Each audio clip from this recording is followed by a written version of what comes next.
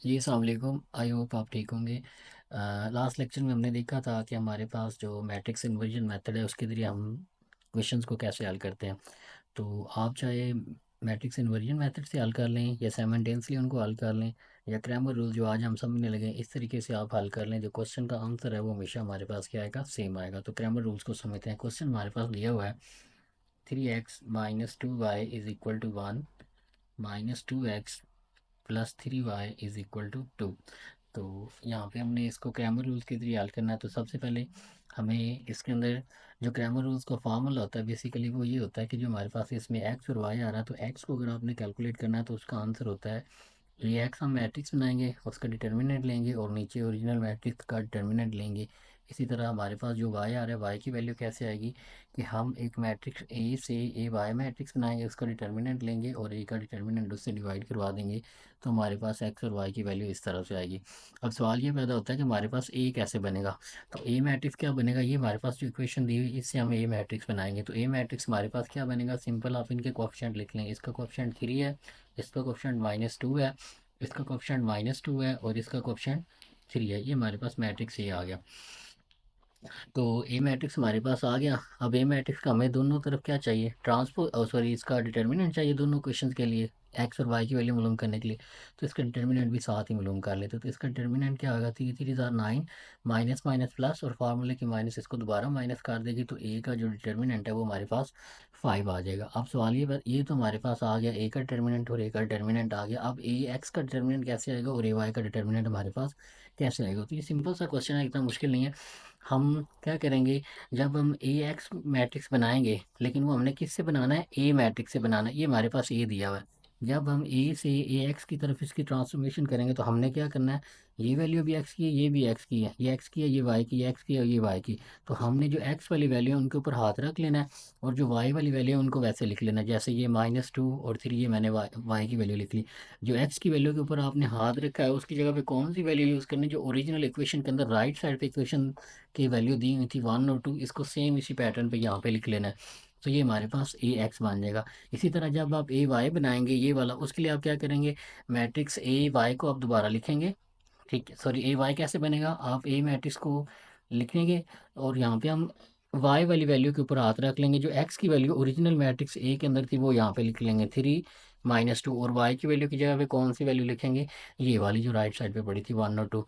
तो ये हमारे पास इस तरह से ए एक्स बन जाएगा और ये ए वाई बन जाएगा। ए एक्स का हमने डिटर्मिनेंट लेना तो इसका डिटर्मिनेंट ले लेते हैं।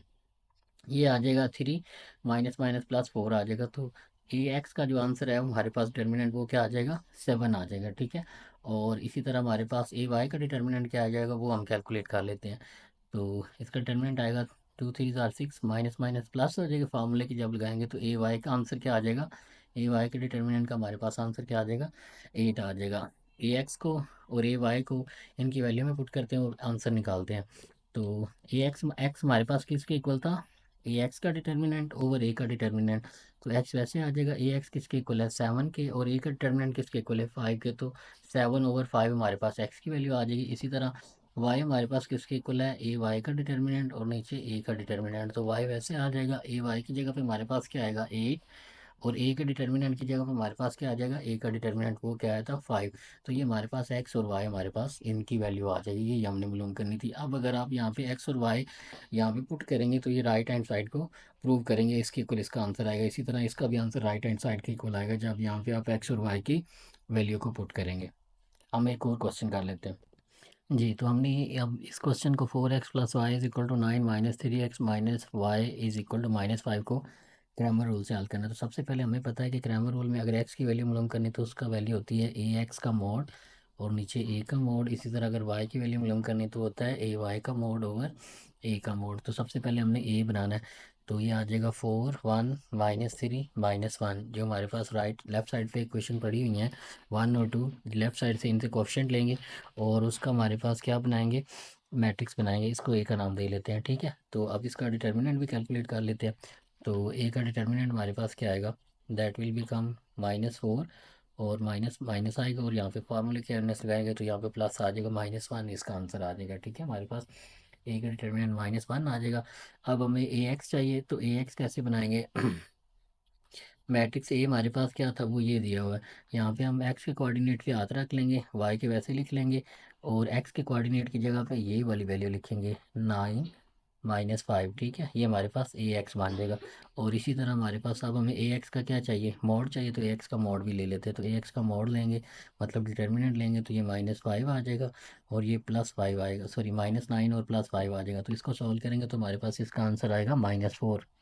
ओके, तो यहाँ से हम ए एक्स कैलकुलेट कर लेते हैं। एक्स की वैल्यू क्या आएगी, ए एक्स ओवर ए का मोड। तो ए एक्स की क्या वैल्यू है, डिटर्मिनेंट क्या आया, -4 आया, और ए का डिटर्मिनेंट क्या था, -1। तो ये इससे कैंसिल हो जाएगा, और ए एक्स की वैल्यू हमारे पास क्या आ जाएगी, 4। इसी तरह अब हमने वाई की वैल्यू मालूम करनी है। तो y की वैल्यू मालूम करने के लिए हमें पहले ए वाई मालूम करना पड़ेगा। उसके लिए हम किसकी मदद लेंगे, ए मैट्रिक्स की। तो जो y का कोफिशिएंट है उसके ऊपर हाथ रख लेंगे, 4 - 3, और इनकी जगह पे किसकी वैल्यू लिखेंगे, ये हमारे पास जो राइट साइड पे पड़े हुए -5। तो ए वाई का डिटर्मिनेंट ले लेते हैं, क्योंकि हमें यहाँ पे ए वाई का डिटर्मिनेंट चाहिए। तो ये हमारे पास आ जाएगा -20 और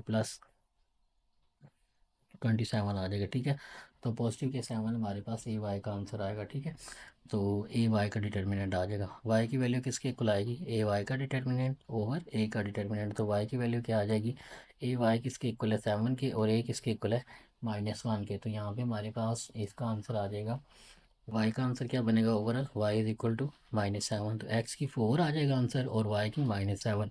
अगर आप इस क्वेश्चन में एक्स इज इक्वल टू 4 और Y is equal to -7 put करेंगे, तो आप देखेंगे कि इसका आंसर किसके इक्वल आएगा, 9 के इक्वल आएगा। और इसी तरह आप एक्स और वाई की वैल्यू इसमें ये पुट करेंगे, तो इसका भी आंसर देखेंगे किसके इक्वल आएगा, -5 के इक्वल आएगा। ठीक है, आई होप आपको इस क्वेश्चन की समझ आ गई होगी। अगर आपका कोई क्वेश्चन है तो उसको इनबॉक्स में कमेंट में पूछिएगा, इंशाल्लाह हम उसको क्लियर करेंगे। अपना बहुत सारा ख्याल रखिएगा। अगर आप चैनल पे नए हैं तो इसे सब्सक्राइब कर दें। Thank you very much. अल्लाह हाफिज़।